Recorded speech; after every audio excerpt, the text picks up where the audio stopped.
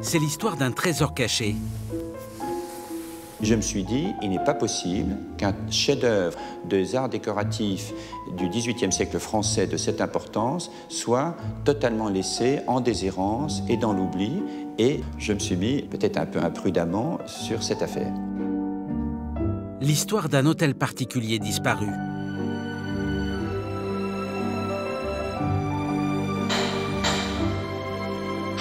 Toutes les restaurations, c'est un peu une investigation finalement, mais sur ce décor-là, effectivement, c'est un mystère passionnant, je dirais. L'histoire d'une renaissance. On approche de la vérité du moment de la création.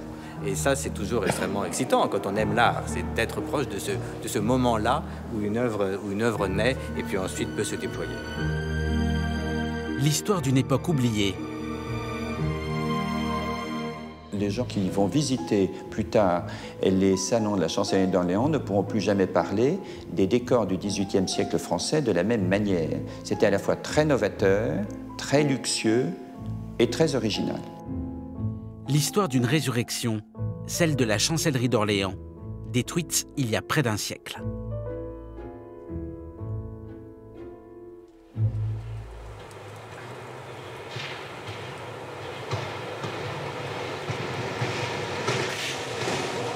Asnières, automne 2010.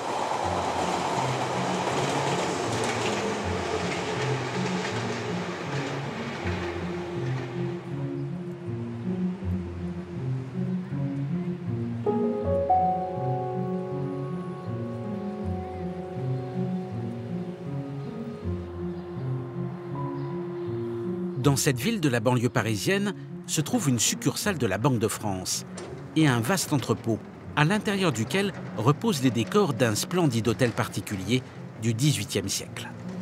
La Banque de France en est le dépositaire depuis 1923. Oui, merci, pardon. Pierre Jacqui, historien d'art, est l'un des premiers experts à avoir pu y pénétrer. Donc on va commencer par cette caisse-là. Il a réalisé un inventaire complet du contenu de chacune de ces caisses. Il y en a plus de 100 dans l'entrepôt. Voilà, donc voilà un premier élément. Prenez le plâtre par en dessous, voilà. Mettez-le sur la caisse, ou oui, ou par là, comme vous voulez. Ce jour-là, il nous offre un court aperçu des œuvres conservées dans la paille. Ce sont des muses. Là, on a peut-être la danse. On doit avoir la poésie lyrique, là, avec la lyre. Et probablement la musique, oui, tout à fait.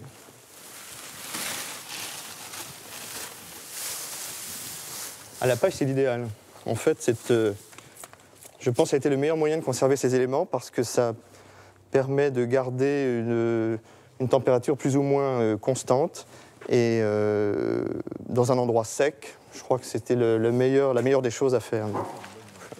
C'est la chance dans une vie d'historien d'art. Ça n'arrive pas deux fois. Enfin, c'est un décor tout à fait exceptionnel et je pense que bien des historiens d'art avant moi auraient voulu ouvrir ces caisses pour savoir vraiment ce qu'il y avait, enfin, ce qu'il restait de ce décor. La grande surprise, ça a été de les trouver dans un état qui reste en partie lacunaire, mais quand même en relativement bon état, avec une partie de dorure originale. Enfin, c'est vraiment un grand plaisir et une grande découverte. Oui. Je vous laisse faire. Voilà. On va le poser là, juste là, juste là. Juste là. Ces œuvres sont toutes signées des meilleurs artistes du XVIIIe siècle. Dégager un petit peu au pinceau. Ici, il s'agit du sculpteur Augustin Pajot. L'expression des visages est fantastique, regardez. Non, c'est une chose vraiment rare et que l'on retrouve très peu finalement maintenant, parce que tout est déjà ou en place ou dans des musées. On ne peut plus retrouver des choses comme ça de cette qualité, ça n'existe plus. À l'intérieur de la chancellerie se trouvaient également plusieurs plafonds, décorés par les peintres les plus célèbres de cette époque. Celui-ci est signé Antoine Coipel, une œuvre recomposée avant-guerre par un responsable de la Banque de France, sans doute pour montrer sa qualité exceptionnelle. Elle date de 1707, année de la construction de l'hôtel particulier que le neveu de Louis XIV et futur régent offrit à sa maîtresse, la comtesse d'Argenton. Ensuite, l'hôtel devint la propriété de la grande famille Voyer d'Argenson, qui remania profondément sa décoration. Après la Révolution, il fut plusieurs fois revendu, avant de tomber en désuétude au début du XXe siècle. Voici ses intérieurs, juste avant qu'il ne soit méthodiquement démonté et que l'hôtel particulier disparaisse en 1923. La chancellerie d'Orléans avait la malchance d'avoir été construite au cœur de Paris, à proximité d'une grande institution, la Banque de France, dont l'extension provoqua finalement sa destruction. Une affaire qui, il y a une vingtaine d'années, attire l'attention d'un passionné d'histoire de l'art. Avec le World Monuments Fund, fondation américaine dont il dirige la branche européenne, Bertrand Duvigneau décide alors de contribuer à leur résurrection. Derrière son bureau, il possède la réplique exacte de l'hôtel particulier après sa rénovation initiée dans les années 1760, sous la direction de l'architecte Charles de Vailly.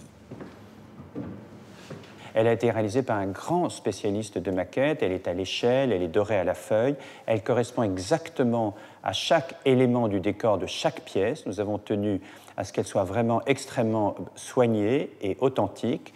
Donc on va redécouvrir ce décor très riche, très somptueux, très néoclassique, et la transparence et les effets de miroir et de perspective voulus par Charles de Vailly, qui est un architecte maudit, d'une certaine manière, puisque c'est un des plus grands architectes français, mais presque tout ce qu'il a construit a été détruit. Du premier état, c'est-à-dire de l'époque de sa construction, ne demeure que le plafond du grand salon, signé du peintre Antoine Coipel.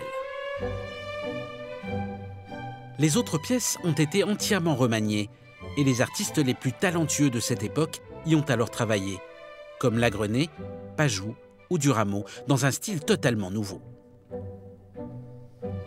L'hôtel particulier devint alors une référence, admirée par les amateurs d'art, en France comme à l'étranger, qui le voyaient comme très en avance sur son temps. Il faut savoir que dès le XVIIIe siècle, ces décors ont été dessinés et peints par William Chambers, qui est un grand architecte anglais, qui a fait des aquarelles qui vont nous aider énormément pour la reconstitution. Et on sait d'ailleurs par des lettres de visiteurs que dès le XVIIIe siècle, c'était considéré comme un des plus beaux décors de Paris. Et on venait dans cet hôtel pour le voir, pour le visiter, pour en admirer à la fois la modernité et le luxe. La chancellerie d'Orléans annonça quelques décennies avant la Révolution un profond changement dans la décoration française. Sa place dans l'histoire de l'art explique que ses intérieurs aient été soigneusement documentés et sauvés avant la destruction du bâtiment en 1923.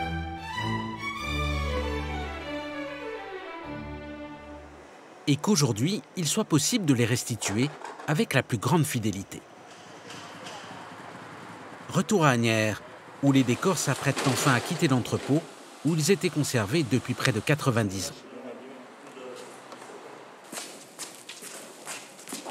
Cynthia Pasquale et son équipe, qui compte parmi les meilleurs restaurateurs de Paris, préparent les plafonds au grand déménagement. Donc aujourd'hui, on va mettre un cartonnage sous les peintures. Un cartonnage, c'est-à-dire on va mettre un papier de Japon avec une colle qui est fait exprès pour ne pas être trop forte en adhésion, hein, sous les surfaces des peintures, parce qu'ils vont être démontés et puis amenés ailleurs. Hein. Donc on les protège pour le transport, en fait. Et là, ce qu'on voit, c'est quoi? Le petit carré. Alors ça, nettoyé. c'est un test de nettoyage. En fait, on a enlevé tous les choses qui se sont altérées, qui ne sont pas originales, les vernis des restaurations, les retouches anciennes, qui, à bout de moment, ils deviennent sombres, ils s'altèrent. Donc là, c'est la peinture. On voit vraiment la peinture 18e, qui a des couleurs très pastel. C'est très fraîche, la peinture 18e. On ne la voyait plus. C'est la première fois qu'on a 5 salons encore démontés, mais encore complets, et qu'on les remonte ailleurs. C'est vraiment quelque chose de particulier. Donc, ce n'est pas seulement une œuvre à restaurer, c'est aussi restituer une ambiance 18e. Donc, c'est pour ça que c'est intéressant de la faire et de faire tout ensemble, en fait. Vous allez vous plonger dans l'ambiance du 18e. Voilà, on va se plonger, on va essayer de se plonger dans l'ambiance 18e. Avant le départ, avant que les plafonds ne soient cachés par du papier japon, un photographe documente l'état des œuvres qui vont être déménagées. Ensuite, le grand plafond d'Antoine Coipel est démonté. Avec la plus grande précaution.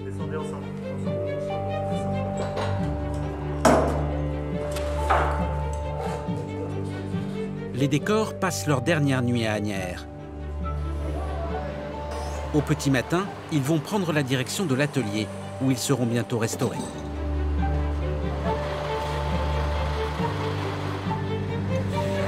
La distance n'est pas grande, une vingtaine de kilomètres.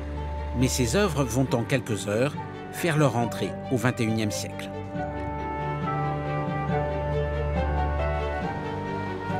Destination Montreuil et un entrepôt ultra moderne et ultra sécurisé.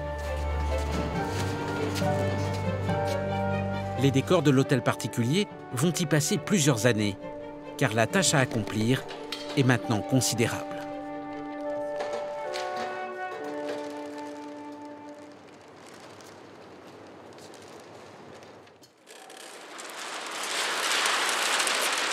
Aussitôt, ce qui vient d'arriver d'Asnières disparaît sous une immense bâche. C'est la technique dite de l'anoxie. Avec ça, on tue tout. On tue tous les organismes vivants. C'est un processus assez lent. Il faut environ un petit mois de séjour dans cette atmosphère irrespirable pour arriver à supprimer toute trace d'organismes vivants. Mais c'est vraiment, ça marche en toute certitude. Une fois les caisses recouvertes, la bâche est scellée, constituant une bulle parfaitement hermétique. Très impressionnant. Côté méticuleux, high-tech, à côté d'objets qui ont 300 ans, enfin entre 250 et 300 ans selon les objets. Ces absorbeurs de dioxygène vont à présent produire un vide parfait sous la bâche. Combien de temps à l'intérieur 21 jours qu'on a atteint le taux 900 ppm. 900 ppm. Ouais, c'est 0,1%. 0,1% d'oxygène. En fait. Voilà. Et puis à partir de là, il y a un compte à rebours de 21 jours, à une température de 20-22 degrés. Et ça tue absolument tout. Ouais.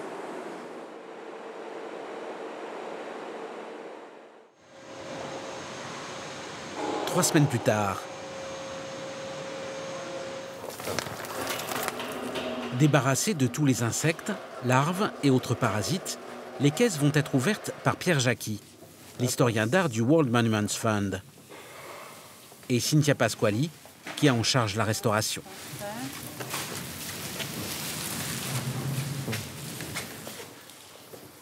Donc là, ce sont les boucliers. Là, l'élément principal, c'est de retrouver quel morceau va dans quelle pièce. Donc il faut être assez méticuleux. Doucement, parce que c'est fragile sur les côtés. Certains éléments font référence à la position sociale et politique des propriétaires de l'hôtel, la famille des Voyer d'Argenson, qui joua un rôle important à la fin de l'Ancien Régime. C'est une peau de lion, en fait, qui recouvre un bouclier. Et on voit les pattes, enfin on devine les pattes, puisque là, malheureusement, il y a eu quelques accidents. Donc les pattes redescendent de part et d'autre du bouclier, avec le motif central du lion et du sanglier, qui est attaqué par le lion. Et donc là, c'est à nouveau un lion couché sur une épée et un livre. Voilà. Tous ces thèmes sont des thèmes guerriers, car Marc Voyer d'Argenson était lieutenant général des armées du roi, et donc il voulait affirmer sa puissance à travers le décor. Et donc nous avons beaucoup de thèmes guerriers dans cette décoration. Dans certaines caisses se trouvent une centaine de fragments de décor. Des morceaux de stuc doré qui ornaient les murs et encadraient les plafonds de l'hôtel particulier. L'état d'esprit est vraiment de voir les dégâts, en fait, les dégâts matériels. Parce On a l'impression d'être dans un hôpital ici. Ben c'est le cas. C'est des patients qui sont assez atteints, mais pas encore à l'agonie, et donc on va les secourir pour les ramener à la vie. situé à plus de 5 mètres de haut, on avait une chose vraiment extrêmement raffinée et que l'on pouvait juste voir de très loin. Donc, on a beaucoup de chance d'avoir le nez dessus, puisque vous pouvez voir la qualité de la dorure et de la décoration. Non, c'est vraiment très très beau.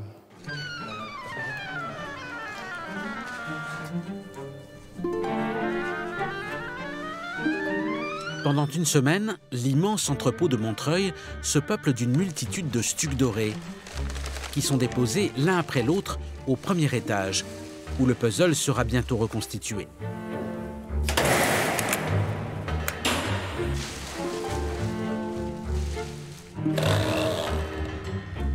Il y a aussi l'envers du décor.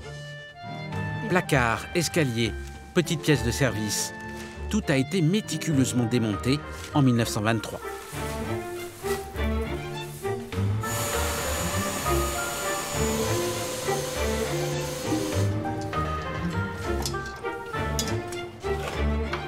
Enfin, se trouvent dans ces caisses toutes sortes de moulages.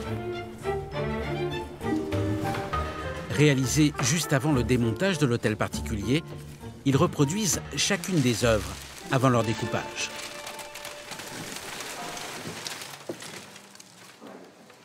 Ainsi, si un original était endommagé, son double permettrait de le recomposer avec la plus grande précision. En tout, cela fait plusieurs milliers d'objets, dont il va falloir à présent comprendre la cohérence et imaginer l'assemblage. Pour commencer, virtuellement. Un scanner va saisir l'ensemble des pièces en 3 dimensions, ce qui permettra ensuite de les manipuler sans aucune difficulté.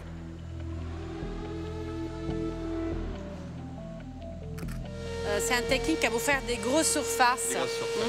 Mais regarde ce que ça va donner. Un minuto che sta elaborando le date. Ouais.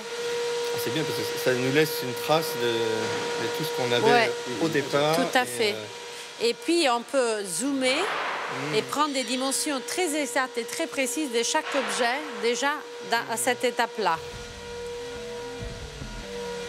Là, il va faire une captation de morceaux par terre dans l'état. Comme ça, on aura aussi ça en mémoire.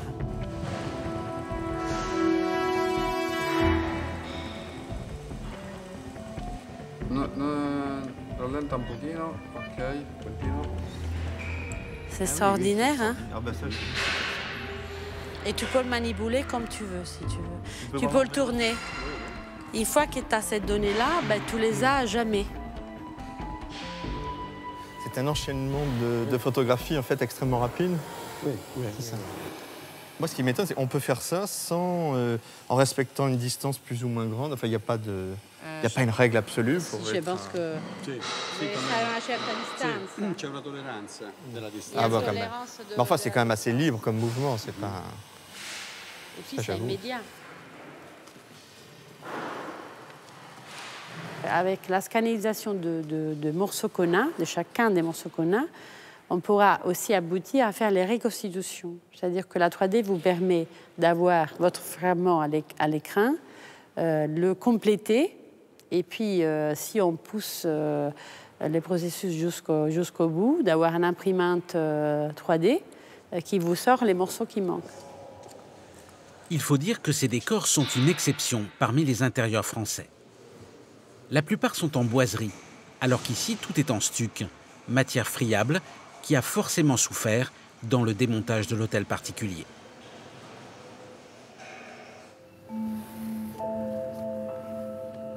Quelques semaines plus tard,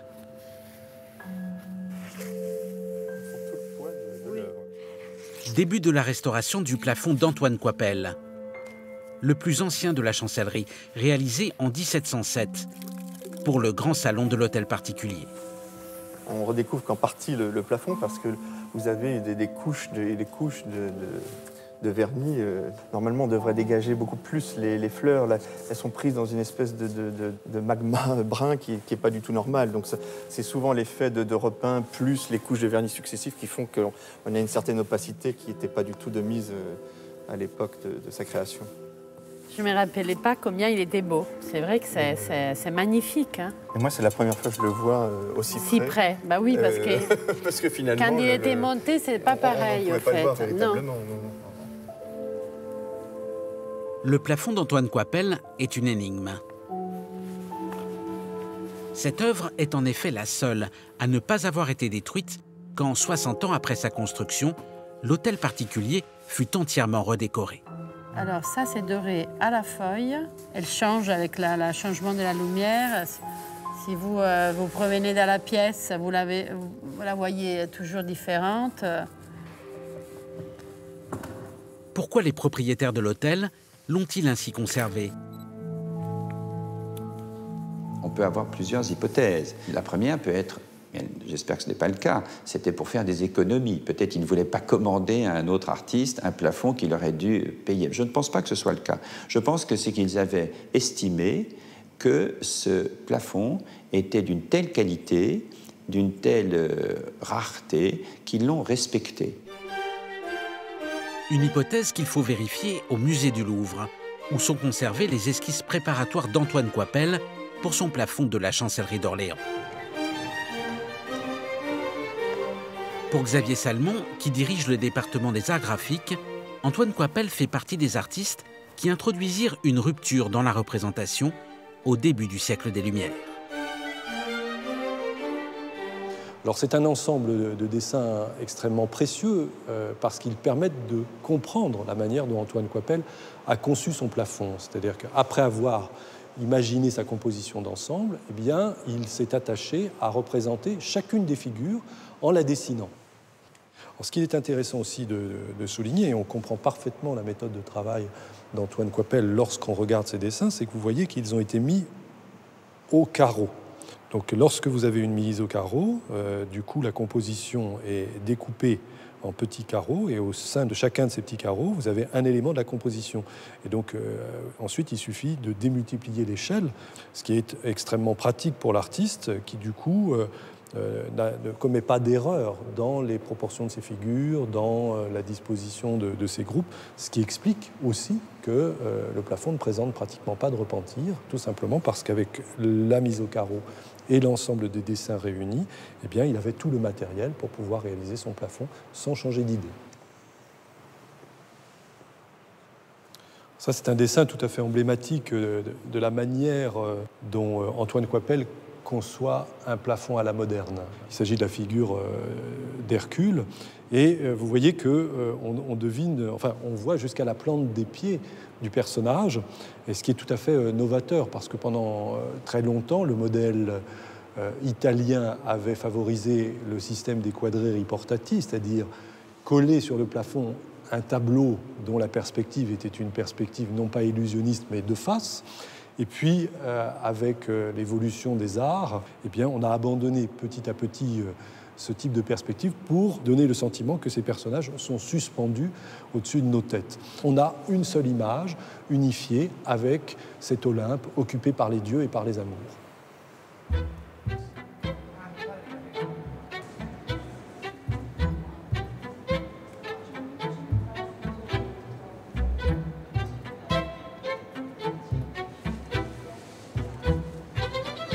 C'est une image qui a vécu, une structure qui a vécu, donc il faut que ça se sent et que tout ne soit pas impeccable.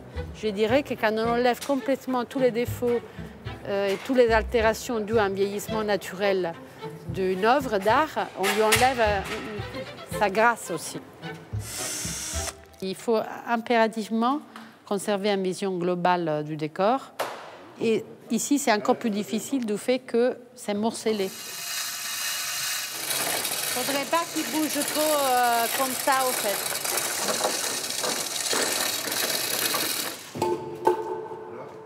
En général, ils sont restaurés tous les 50 ans, parfois même moins, pour des petites retouches. Parce que c'est comme un plafond que vous avez chez vous, dans l'appartement, vous ne le gardez pas plus de 10 ans, 15 ans sans le rafraîchir. On le nettoyait comme on nettoyait un mur, donc avec de la soude, de la potasse, qui sont des produits qui sont très corrosifs. Et c'est pour ça qu'on a cet état de surlat, vous voyez. C'est parce qu'on les lessivait. Et dès que vous avez l'humidité, la soude et la potasse, ils recommencent à travailler. Vous voyez, donc ils rangent la peinture, même bien après vous avez nettoyé la surface. Le plafond va bientôt retrouver son aspect et ses couleurs du XVIIIe siècle. Et l'on pourra alors mieux comprendre pourquoi cette œuvre fut pour Antoine Coipel la meilleure des cartes de visite. Le peintre, longtemps tenu à l'écart de Versailles, fit ainsi, juste après l'avoir réalisé, son retour au Palais du Roi. Et ce fut un retour par la Grande Porte, la Chapelle Royale, dernier grand chantier au château du règne de Louis XIV. Antoine Coipel se trouve dans la partie centrale, la nef, la partie principale de la chapelle. À ses côtés, Charles de la Fosse avec la Résurrection et Jouvenet avec la descente du Saint-Esprit. L'histoire raconte que Louis XIV, découvrant ce plafond, le trouvait certes noble, mais avait mis la phrase qui tue, si je puis dire, les figures étaient un peu trop longues et importantes. Le lendemain, le roi reconnut cependant que d'en bas, le plafond était tout à fait réussi. Aujourd'hui, c'est l'une des stars du château de Versailles. Et tout le monde a oublié que si Coipel a pu peindre ici son grand chef-d'œuvre, la chancellerie d'Orléans y est pour beaucoup. Certainement, parce qu'il a fait ses preuves, là. Ses preuves de grand décorateur. Or, peindre un décor, notamment plafonnant, est d'une complexité réelle. Il faut avoir à la fois beaucoup dessiné, vraisemblablement, pour former et formuler l'idée initiale, et ensuite arriver à maîtriser la forme voûtée. Vous regardez ici un décor à 30 mètres de haut, ce n'est pas la même chose que de près. Et il avait montré qu'il était capable de remplir cette mission-là.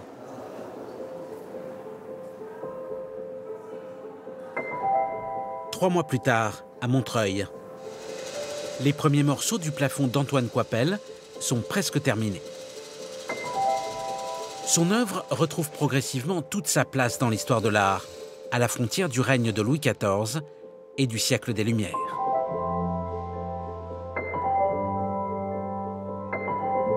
Et il y a des styles vraiment très différents. On peut regarder, pour exemple, ce style qu'il y a ici, qui est encore très monumental, un peu 17e, et cette partie-là de la composition qui a vraiment une esthétique déjà 18e, qui a des couleurs très pastel. Dans la peinture, on peut dire qu'il y a deux siècles qui coexistent. Aujourd'hui, à Montreuil, un très vieux projet est en train de devenir réalité. Il avait en effet été prévu de restaurer ces décors, de les assembler et de les exposer dès la destruction de l'hôtel particulier, en 1923.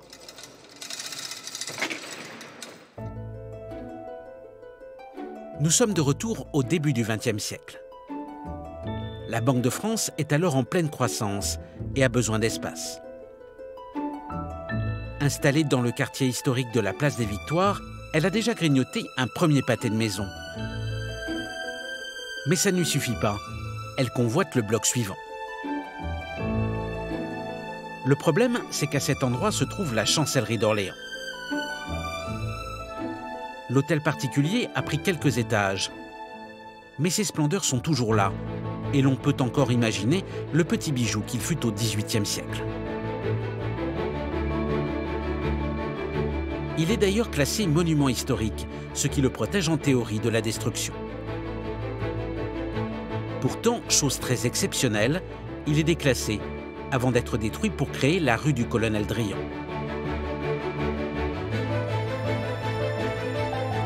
C'est à cet endroit que la Banque de France aménage sa fameuse réserve d'or, une chambre forte construite à 30 mètres de profondeur.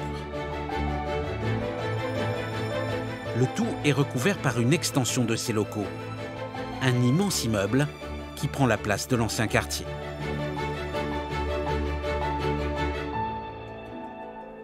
En contrepartie de la destruction de la chancellerie et de la création de son coffre-fort souterrain, la banque s'engage à reconstruire à l'identique l'hôtel particulier à l'intérieur de son nouveau siège. Ces architectes proposent d'ailleurs plusieurs projets, avec restitution complète de la façade et retour des décors. Mais aucun d'entre eux n'est finalement réalisé. Sur la rue du Colonel-Drian, il ne reste aujourd'hui de la chancellerie que la trace d'une corniche. Et dans le hall d'entrée de la Banque de France, 2 statues de Pajou qui ornaient autrefois le porche de l'hôtel particulier. Il faut repenser à l'histoire de France. Sous la Troisième République, beaucoup d'instabilité, des projets naissent, gouvernements changent, les gouverneurs de Banque de France eux-mêmes changent, donc les projets sont abandonnés. Et puis après la guerre, il y avait beaucoup d'autres priorités, reconstruire la France, développer les infrastructures, le logement social. Donc en matière de bâtiments, on accordait moins d'importance à la restitution du passé. Et finalement, ce qui a peut-être permis d'évoluer, c'est qu'on est passé d'une conception dans les années 20 qui était on reconstruit quelque chose de complet, on refait la chancellerie d'Orléans suivant les plans d'origine, à une nouvelle idée qui est née plus récemment, pourquoi ne pas chercher un endroit où on pourrait réinstaller les décors?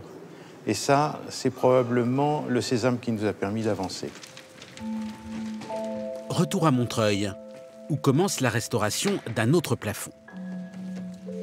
Celui-ci est signé Louis-Jacques Durameau et décorait la chambre à coucher de la marquise de Voyer. Une œuvre réalisée en 1772, dans un style radicalement nouveau. À partir du milieu du siècle, 1750-1760, il y a une révolution esthétique qui se produit. Il y a les grands voyages à Pompéi, il y a les grands voyages à Herculanum. Il y a dans toute l'Europe la découverte de la Rome antique et du vocabulaire esthétique de la Rome antique. Les décors de la chancellerie d'Orléans s'inscrivent exactement au moment de cette révolution esthétique et ce sont parmi les plus belles et les plus originales réalisations de cette révolution esthétique. Dans cette rupture artistique, un homme joue un rôle important. Le marquis de Voyer, le propriétaire, redécore de fond en comble ses intérieurs avec des artistes qu'il sélectionne personnellement. En restaurant cette œuvre, c'est un peu ce personnage dont on retrouve l'empreinte. Toutes les restaurations, c'est un peu une investigation finalement, c'est reconstituer la technique d'exécution, la vie de l'œuvre, mais sur ce décor-là, effectivement, c'est un mystère passionnant, je dirais. Dans quelles circonstances Durameau a-t-il réalisé son œuvre? Le marquis de Voyer a-t-il joué un rôle dans sa composition? L'examen du plafond offrira peut-être des éléments de réponse à ces questions. Donc là, il faudra encore nettoyer un petit peu plus, voyez, envisager dans les tissus, vous voyez encore des encrassements très profonds, et il faudra faire des retouches illusionnistes de façon extrêmement précise. Et on peut voir quand même que beaucoup de matière de peinture est là, les empattements sont là, donc ça c'est tout à fait bon signe, ça veut dire qu'il n'y a pas eu une restauration trop agressive dans les siècles précédents. Le plafond n'a pas été massacré en tout cas. Sur ce grand plafond, aujourd'hui en plusieurs morceaux, les restaurateurs ne s'attendent pas à une surprise particulière. Et pourtant,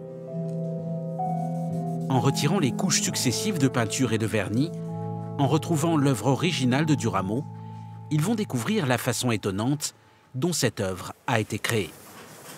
Ça, c'est le dernier décor qui est vers nous, en fait, cette partie-là. Et là, pour exemple, la frise, il continue, mais ce n'est pas la même. Vous voyez, là, elle est net. Tout à fait. On passe d'un décor à un autre, qui est donc en dessous. Oui. Et de ce décor qui est en dessous, date... Il semblerait de la même, exactement. Il semblerait de la même, qu'il y a une continuité entre les gauches picturales et entre ça aussi. Parce que tu vois ce blanc quand même.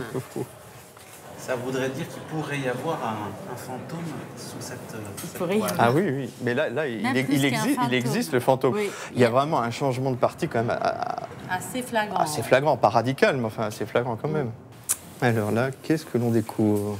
Là, il y a un pied avec les genoux. Là, on a un autre jambe. Une autre jambe, oui. L'aile Avec oui, les deux le petit plumes. bout d'aile. Là, l'énigme est là, puisqu'il existe des poutis qui ont été faits en détail. On voit vraiment que ils ont été poussés jusque vraiment à la... Et qui maintenant, ils sont plus visibles. Et voilà. C'est peut-être très difficile de le percevoir, puisqu'on a notre œil un petit peu expert, mais même sous cette couverture un peu grisâtre, verdâtre, on voit la qualité de la peinture. Duramont avait-il imaginé un autre plafond avant celui-ci? Pour en avoir le cœur net, Cynthia se procure l'outil le plus performant aujourd'hui disponible. La technique infrarouge met en évidence tous les éléments à base de carbone. Donc en général, dessin préparatoire, c'est-à-dire tout ce qui est crayon, fusain, lavis, c'est ce qui est sous-jacent à la peinture. Regardez pour exemple cette drapée, on ne le voit plus à l'œil nu.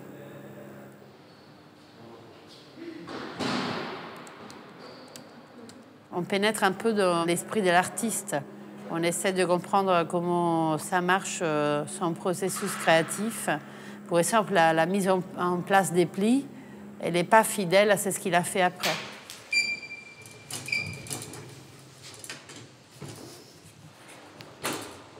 Et là, il y a une corniche, vous voyez, qu'on ne voit pas à l'œil nu, qui était probablement le pendant de celui-là. Et au milieu, il y avait une décoration floréale. Ce n'est pas du tout les Gornes de l'Abondance qu'il y a aujourd'hui. Oh, il y a tout un autre décor. Ils font des volutes comme des ça. Des volutes, il y a tout un décor. Il y a eu certainement un premier projet et, vous voyez, la corniche, et une volonté de faire autre chose, tout simplement. Mais ce qui est intéressant, c'est que l'on a la preuve qu'a été exécuté ce premier projet. Là, on voit un dessin d'un ange, la tête, les deux bras avec les mains, les deux pieds, les deux jambes avec les pieds, qui étaient déplacés là. Et puis on le retrouve ici, mais de l'autre côté, tourné à l'autre côté. Pierre et Cynthia ont découvert comment Duramont a testé sur le plafond plusieurs compositions différentes. Peut-être l'a-t-il fait de sa propre initiative. Mais il est aussi possible que son commanditaire, le marquis de Voyer, l'ait incité à recommencer. Ici donc, son rôle est incertain, alors que pour le plafond suivant, on sait qu'il a été déterminant. Celui-ci est signé Lagrenet, et une réputation de mystère l'accompagne, car l'on sait qu'un peintre aujourd'hui célèbre, Fragonard, a travaillé à cet endroit. Disons que c'est la seule qui a un ovale et qui a tous les bossures en stuc blanc et doré. Et c'est lui où, d'après les sources d'archives, il y avait un Fragonard qui n'a pas plu. Et donc Lagrenet était chargé de refaire les plafonds. Donc on pourrait trouver une peinture de Fragonard en dessous de Lagrenet ou des éléments. Ça à voir, effectivement. Une fois qu'on l'a remonté, on pourra le décartonner, examiner et voir qu'est-ce qu'il y a en dessous. On est absolument certain que Fragonard a exécuté un plafond pour l'hôtel de la Chancellerie d'Orléans. Ce plafond n'existe plus, disparaît. A-t-il été enlevé et détruit? A-t-il été repeint par-dessus? Là, c'est un peu mystérieux. Une peinture de Fragonard se trouve-t-elle sous celle de Lagrenet? Ce serait un événement dans le monde de l'art. Un mois plus tard, le plafond est prêt pour le test infrarouge. Aujourd'hui, Clara Loriot, une collaboratrice de Cynthia, va s'en charger. Si une œuvre de Fragonard était dissimulée sous cette peinture, il est probable que l'infrarouge en détecterait la trace. Et justement, il révèle les motifs d'une corniche qui apparaissent clairement sous la peinture. Cette corniche, elle a disparu sous la composition d'aujourd'hui que l'on voit, la composition visible.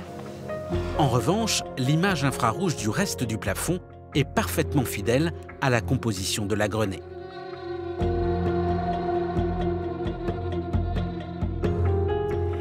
Donc on voit ici la limite d'une frise sur fond doré avec des volutes des motifs ici, également ici.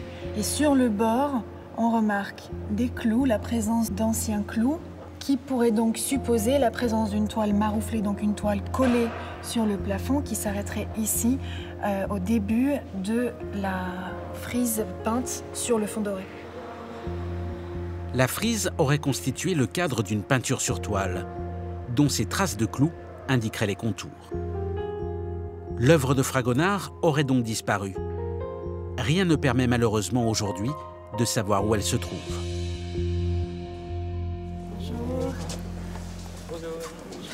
Le lendemain, le comité scientifique, qui suit les travaux depuis le début de l'opération, effectue sa visite mensuelle à Montreuil. À l'ordre du jour, les poutis d'Augustin Pajot, dont Guilhem Scherf est le meilleur spécialiste. Il doit déterminer quelle couche de dorure doit être conservée et quelles sont celles qui doivent être retirées. Au XIXe siècle, l'hôtel a changé de main. Il y a eu plusieurs occupants et il y a eu notamment un doreur qui s'appelle Monsieur Sandoz. Et on sait par les documents qu'un certain nombre d'éléments ont été redorés pour justement leur donner un petit peu de lustre à ce décor. Donc c'est ce qui rend justement la tâche extrêmement complexe, car il faut aller au-delà de ces interventions pour essayer de retrouver la nervosité et les différents éléments 18e qui se sont d'ailleurs eux-mêmes succédés dans un laps de temps assez court. Nous avons 4 compositions à chaque fois de 2 paires d'enfants qui sont à chaque fois différentes.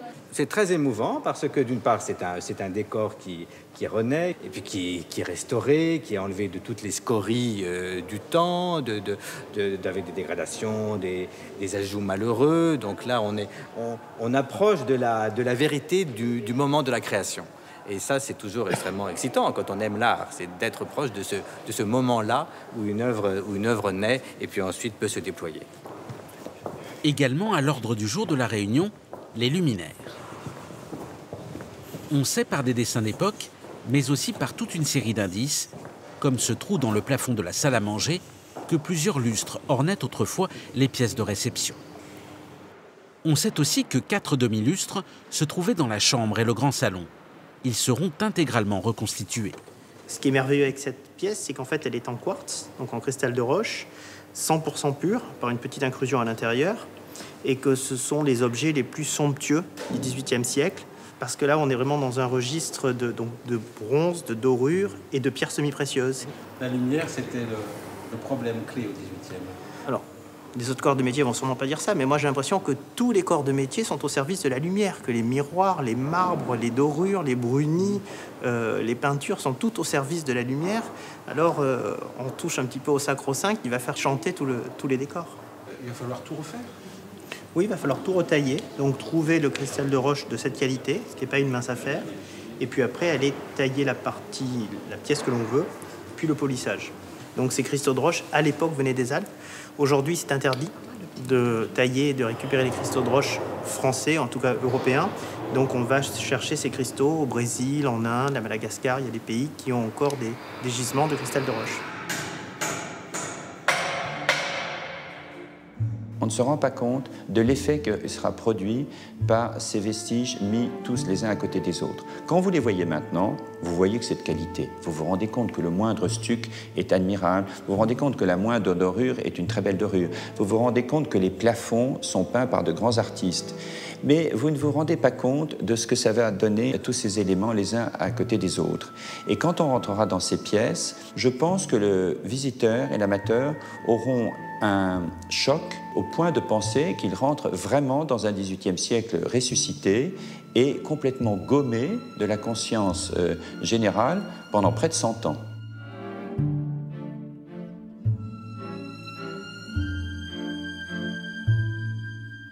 Le travail a commencé il y a une année dans l'entrepôt de Montreuil. Et il faudra encore 2 ans pour que l'ensemble des décors soit enfin prêt à être remonté. Une destination a déjà été trouvée. Au cœur de Paris, aux côtés de l'un des plus beaux hôtels particuliers du début du XVIIIe siècle, l'hôtel de Soubise. Son voisin, construit à la même époque, l'hôtel de Rohan, devrait bientôt accueillir les décors de la chancellerie. un hôtel particulier où se trouvaient jusqu'ici les archives nationales. Ces deux responsables, Agnès Magnin et Hervé Lemoine, imaginent déjà le grand salon d'Antoine Coipel dans la plus grande pièce du rez-de-chaussée. L'idée d'avoir des décors qui soient remontés dans d'autres espaces que ceux pour lesquels ils avaient été créés n'est pas du tout quelque chose d'hérétique. Ça s'est pratiqué toujours et de tout temps. Il y a des modèles, en quelque sorte. Et le modèle de l'hôtel entre cour et jardin, du grand hôtel particulier entre cour et jardin, et ce principe d'enfilade, effectivement, d'un certain nombre de pièces, est un modèle très classique de l'architecture française du XVIIIe siècle.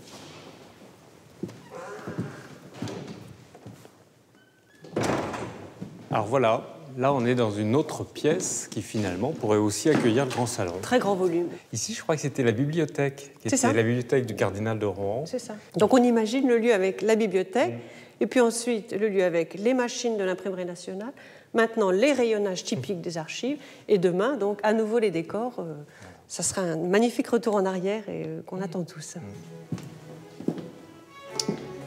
Donc là, dans l'hypothèse que nous évoquions, ça serait la salle à manger. L'hôtel de Rohan sera bientôt amusé. Là, ce serait plutôt les cabinets qui seraient là. Le public pourra découvrir ici, recomposés, les premiers intérieurs néoclassiques de Paris. Tandis qu'en face, dans l'hôtel de Soubise, figurent déjà de superbes décors. Mais d'un style tout à fait différent, car réalisé 40 ans plus tôt. Bon, alors là, quintessence du décor baroque français, Beaufrand, l'architecte du lieu, et l'architecte de la chancellerie d'Orléans. Ça tombe très bien pour l'ensemble du public qui pourra ainsi avoir accès aux archives nationales à ces décors. Ils auront deux exemples extraordinaires du grand goût français du XVIIIe, le baroque et le néoclassicisme, dans ce qu'ils ont de mieux en termes de qualité. Sachant qu'il y a sur Paris très peu d'hôtels du XVIIIe siècle qui sont accessibles au public, comme ça, comme de vrais musées. Dans le salon de l'hôtel de Soubise patientent deux fauteuils. Deux sièges qui faisaient autrefois partie des meubles de la chancellerie d'Orléans et qui rejoindront les décors, une fois ceux-ci installés dans l'hôtel particulier voisin. Le projet de Charles de Vailly, le décorateur de la chancellerie, était un projet total, dans lequel tous les éléments étaient cohérents. On les a rachetées en vente publique. Elles appartenaient à la collection d'un célèbre milliardaire qui était M. Arturo Lopez. Ce n'est pas un secret, qui était un des membres importants de la Café Society, comme on le disait. Et ce qui est très amusant, c'est qu'il les utilisait sur son yacht parce qu'il trouvait que finalement, c'était des petits fauteuils très commodes sur un bateau. Voilà. Alors nous les préférons, nous les imaginer à terme de nouveau dans le grand salon pour lesquels elles ont été créées et dessinées. L'un des plus beaux intérieurs baroques de Paris, à côté du plus spectaculaire des décors néoclassiques. Une redécouverte de l'esthétique du siècle des Lumières, rendue possible grâce à la passion américaine pour les intérieurs de cette époque. Car c'est à New York qu'a été trouvé l'argent qui finance aujourd'hui ce projet. Un financement que le World Monuments Fund a rassemblé à travers son réseau de donateurs. Il y a beaucoup de projets que nous aurions pu choisir en France, mais celui-ci avait une dimension de découverte du point de vue du grand public, mais aussi de celui des chercheurs. C'est un peu comme une enquête policière, une enquête captivante sur ce qui s'est passé ces 100 dernières années. C'était quelque chose que personne d'autre n'aurait fait. Depuis le début et jusqu'à présent, je pense que nous avons dépensé 4 millions de dollars sur ce projet. Deux grands donateurs ont offert la quasi-totalité de cette somme. L'un d'entre eux est un homme de Wall Street, dont la famille était autrefois installée à Paris. Bernard Seltz en a gardé un intérêt pour les arts en général et la culture française en particulier. Je suis né à Paris et mes parents et grands-parents étaient français. Et mon père était antiquaire décorateur, ma mère avait fait l'école du Louvre, alors j'étais toujours exposé à l'art. Et pour moi, l'art, ça rend la vie plus belle. J'ai eu de la chance de gagner un peu d'argent et de remettre à vue tous ces objets qui étaient dans des boîtes. Ça va refaire vivre cette chancellerie qui avait disparu de la vue du monde. Alors c'est un nouveau-né, un nouveau-né du 18e. Bernard Seltz et un autre mécène américain, aujourd'hui disparu, ont contribué à faire renaître un décor exceptionnel. Mais aussi à travers lui, à faire revivre un chef-d'œuvre disparu, sacrifié sur l'autel du progrès et largement oublié depuis près d'un siècle. Ils auront aidé à réconcilier deux logiques, celle de la modernité et celle du patrimoine. Ce n'est pas le moindre des succès de ce projet qui a eu tant de difficultés à voir le jour.